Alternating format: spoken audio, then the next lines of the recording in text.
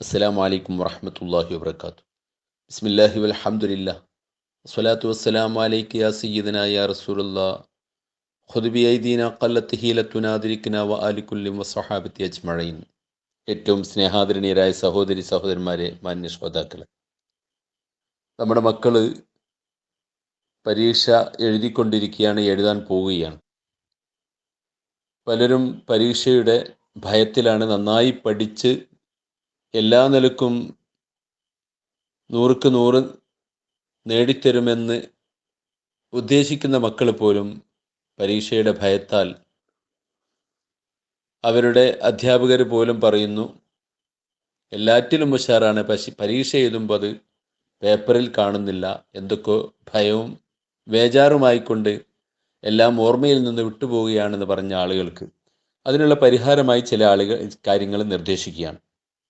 അത് മറ്റൊന്നുമല്ല, സൂറത്ത് ഖസസിലെ വലമ്മ വറദ മാ മദിയന വജദ അലൈഹി ഉമ്മതം മിനന്നാസി യസ്ഖൂന വവജദ മിൻ ദൂനിഹിം ഇംറഅതൈനി തദൂദാൻ ഖാല മാ ഖത്ബുകുമാ ഖാലതാ ലാ നസ്ഖി ഹത്താ യുസ്തിറ റിയാ വഅബൂനാ ശൈഖുൻ കബീർ فسقى لهما ثم تولى إلى الظل فقال رب إني لما أنزلت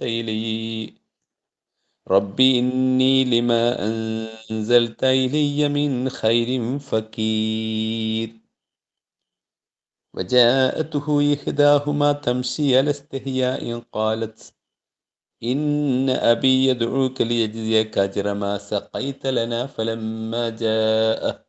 فلما جاءه وقص عليه القصص قال لا تخف نجوت من القوم الظالمين എന്നുവരെയുള്ള ആയത്ത് നാം പാരായണം ചെയ്തു കഴിഞ്ഞാൽ, ഇത് ഒരു തവണയോ അല്ലെങ്കിൽ 3 തവണയോ ഒക്കെ പാരായണം ചെയ്തുകൊണ്ട് നാം നെഞ്ചിലൂതുകയും കയ്യിലൂതി മുഖത്ത് തടവുകയും ചെയ്താൽ അതിന്, ഈ ഭയത്തിന് പരിഹാരമുണ്ടാകുമെന്ന് ഓർമ്മപ്പെടുത്തുന്നു.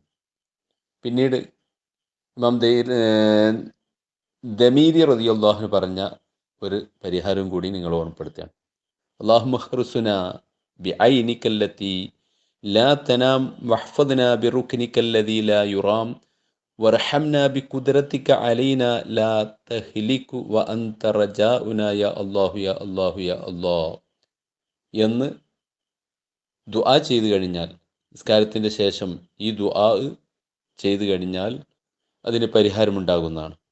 അതുപോലെ തന്നെ പിന്നെ യാ മഅ്ശറൽ ജിന്നി വൽ ഇൻസി ഇൻ ഇസ്തതഅ്തും അൻ തൻഫുദു മിൻ അഖ്ത്വാരിസ് സമാവാതി വൽ അർദ് ഫൻഫുദു ലാ തൻഫുദൂന ഇല്ലാ ബിസുൽത്താൻ ഫബിഅയ്യി ആലാഇ റബ്ബികുമാ തുകദ്ദിബാൻ യുർസലു അലൈകുമാ ശുവാദും മിൻ നാരിൻ വനുഹാസ് എന്ന ആയത്ത് എഴുതി കെട്ടിക്കഴിഞ്ഞാൽ, അതുപോലെ തന്നെ ഇത്തരം പരീക്ഷയുടെ ഭയവും മറ്റ് പേടിക്കുകയൊക്കെ ഇത് വലിയ പരിഹാരമാണ് എന്ന് ഓർമ്മപ്പെടുത്തുന്നു.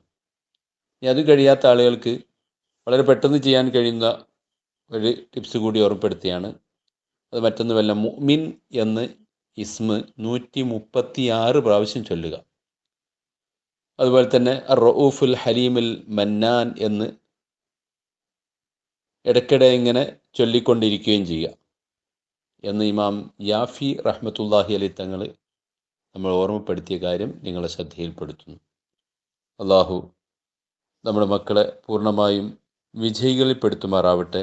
യാതൊരു ഭയവും പ്രയാസവുമില്ലാതെ പരീക്ഷയെ നേരിടാനുള്ള എല്ലാ ഹിമ്മത്തും അല്ലാഹു തആല അവർക്ക് നൽകി